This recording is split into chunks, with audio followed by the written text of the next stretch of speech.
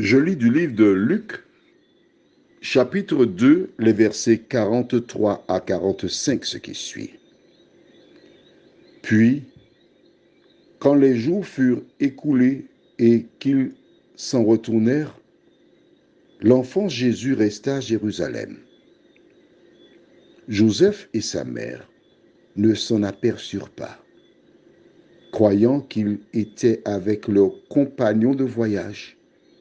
Ils firent une journée de chemin et le cherchèrent parmi leurs parents et leurs connaissances. Mais, ne l'ayant pas trouvé, ils retournèrent à Jérusalem pour le chercher. Notre thème, c'est le retour. Prions. Notre Seigneur et notre Dieu, à travers ces versets de la Bible, nous découvrons que Marie et Joseph n'étaient pas des parents poules.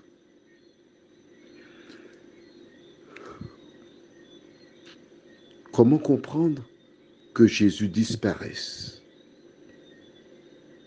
sans qu'ils ne se rendent compte? Seigneur, pourquoi cette parole est-elle dans la Bible? Merci pour ton esprit qui nous éclaire. Au nom de Jésus et pour ta gloire éternelle. Amen. Par le passé, on disait que l'âge de la raison, c'est 12 ans. Au fil des siècles, les hommes sont arrivés il y a quelques années à la conclusion que tout se joue avant 7 ans.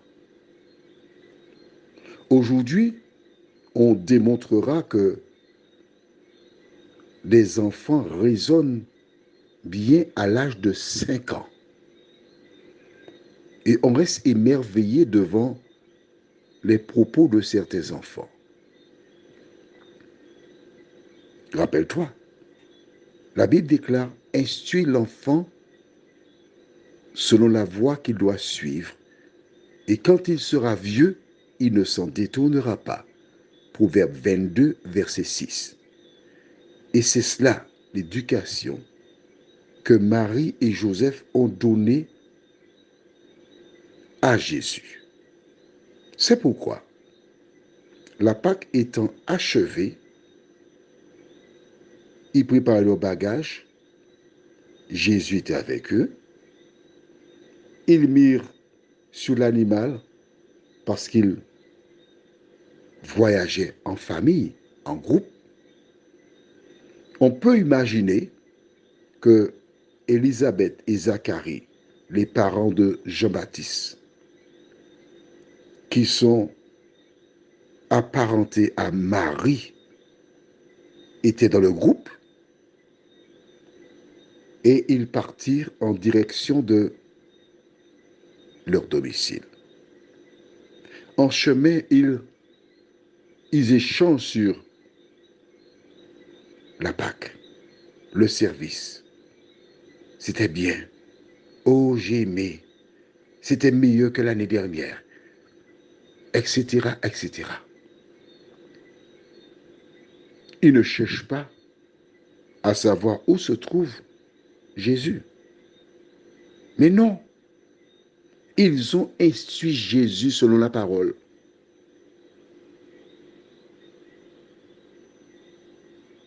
Ce matin, qu'est-ce que Dieu veut te dire, toi, parents? Tu as donné aux enfants l'instruction qu'il fallait. Ils ont grandi. Ils ont fait leur choix. Tu dois être suffisamment sage pour accepter ce qui se passe. En effet, à l'âge de 12 ans, Marie et Joseph ont lâché la bride. Il était responsable. Il était autonome. Ils avaient achevé leur mission.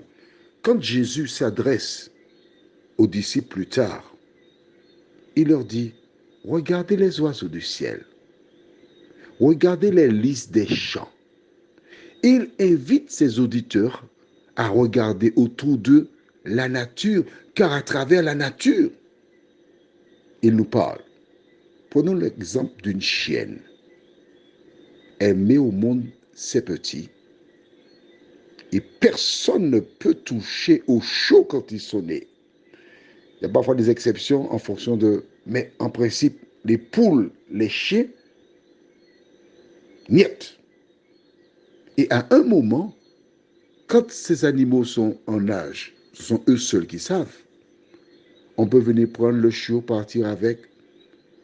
La chienne basse sa queue, elle est contente. Le chiot deviendra de plus en plus gros et grand. Il vivra sa vie. Lorsque tu as donné la base aux enfants,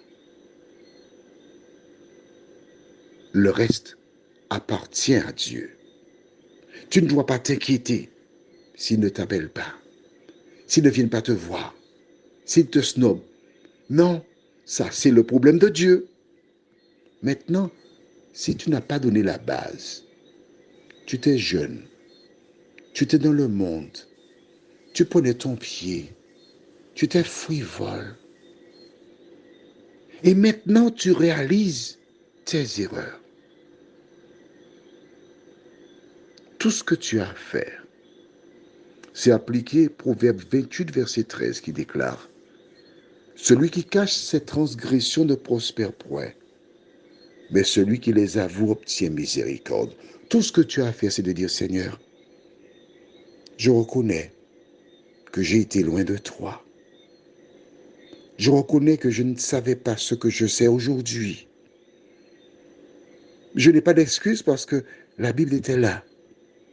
Mais aveuglé par l'ennemi, je n'ai pas obéi à ta parole. Je te demande de me pardonner. L'Éternel entendra ta prière. Si tu es sincère, il le fera.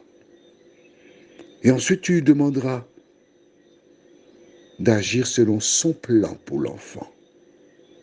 Prions. Notre Seigneur, merci de rappeler à tes enfants, ceux qui lisent la Bible, ceux qui la connaissent, que c'est toi qui as le plan pour chacun de nous. Merci de soulager, consoler celles et ceux qui n'ont pas suivi ce que dit Proverbe 22, verset 6. Entends leurs cris, tu vois leurs souffrances. Merci de les pardonner, de les aider à trouver en toi la miséricorde, nous t'en prions. Au nom de Jésus, pour ta gloire éternelle. Amen.